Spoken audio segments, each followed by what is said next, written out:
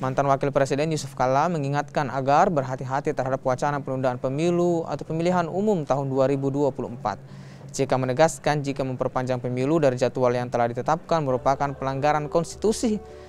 Konstitusi sudah mengamanatkan pemilihan umum digelar 5 tahun sekali. Hal ini diungkap mantan Wakil Presiden Republik Indonesia 2 periode ini usai menghadiri Mubas IKA Universitas Hasanuddin di salah satu hotel di Makassar. Ide penundaan pemilu 2024 muncul tidak lama setelah pengumuman jadwal pemilu 2024 oleh KPU Republik Indonesia. Usulan menunda pemilu dilontarkan Ketua Umum PKB Muhaimin Iskandar, kemudian disusul Ketua Umum Partai Golkar Airlangga Hartarto dan Ketua Umum PAN Zulkifli Hasan. Kita selalu punya konstitusi dan kita taat kepada konstitusi. Itu aja.